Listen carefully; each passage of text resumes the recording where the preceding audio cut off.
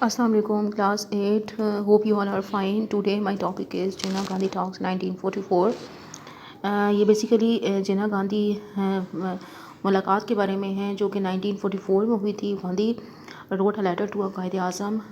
جو مسٹر گاندھی تھے انہوں نے قائد اعظم کو خط لکھا ان جولائی 1944 میں. And he wrote my heart was asking me to write a letter I can meet you when you wished.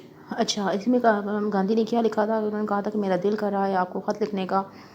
I can meet you when you wish, اور میں آپ سے ملاقات کرنا چاہتا ہوں جب آپ چاہیں. Don't think me the enemy of Islam اور مسلم. آپ مجھے اسلام اور مسلمانوں کو دشمن مت سمجھیے گا. I am only the friend and the servant of you. میں آپ کا دوست اور غلام ہوں. But of the whole world, میں نہ صرف آپ کا دوست اور غلام ہوں بلکہ پوری دنیا کا ہوں. ڈونٹ ڈس اپوائنٹ می، مجھے مایوس مت کیجیے گا. In reply of this letter, اس لیٹر کے جواب میں قائد اعظم نے ان کو جواب دیا. Quaid Azam proposed the meeting to Mumbai in the mid of August. However, the meeting start in September.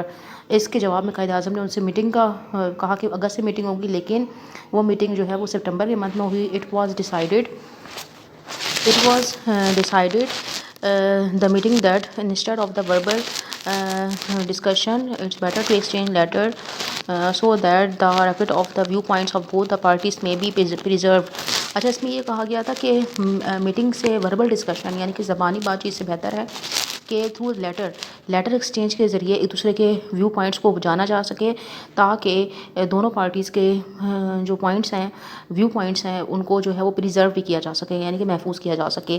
In this very meeting Gandhi said clearly that I represent nobody but himself. اور بہت اسٹارٹ میں ہی میٹنگ میں گاندھی نے یہ کہہ دیا تھا کہ وہ جو ہے وہ کسی پارٹی کو ریپرزینٹ نہیں کر رہا، بٹ وہ صرف اپنے آپ کو ریپرزینٹ کر رہا. He said that it was not meeting with Quaid Azam as a representative of Congress, کہ وہ قائد اعظم سے جو میٹنگ کر رہے ہیں وہ کانگریس کے نمائندے کی حیثیت سے نہیں کر رہے.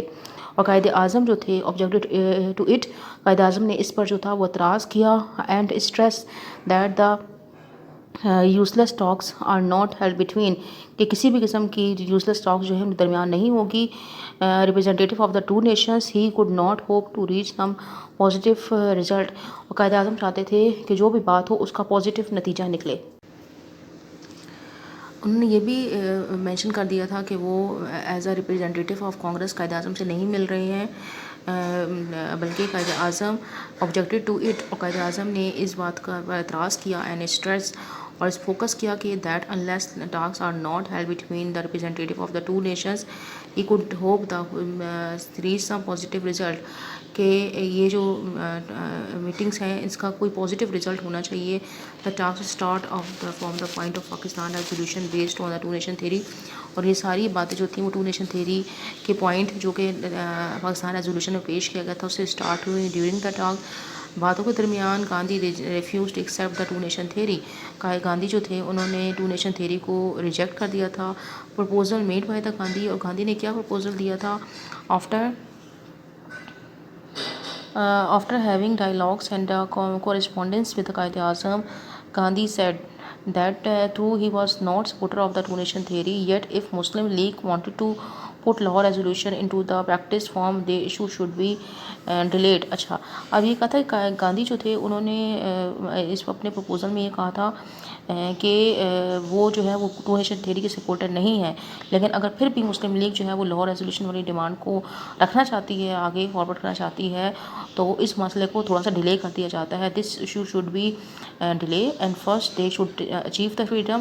اور گاندھی نے اس بات میں فوکس کیا کہ پہلے ہمیں آزادی حاصل کرنی چاہیے فرام دا برٹش، کلیکٹیولی مل کر برٹش سے آزادی حاصل کرنی چاہیے. آفٹر ورڈ، اور بعد میں کانگریس اور مسلم لیگ میں settle the issue of Pakistan mutually, اور وہ بعد میں آپس میں کانگریس اور مسلم لیگ جو ہے وہ پاکستان کا مسئلہ حل کر لیں گے.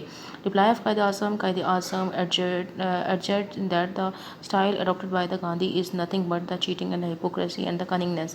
اچھا، قائد اعظم نے اس گاندھی کا جو پورا اسٹائل تھا اس کو قائد اعظم نے اس کو چیٹنگ کہا، اور ساتھ میں کہا کہ یہ جو ہے یہ ان کی سازش ہے، چلاکی ہے.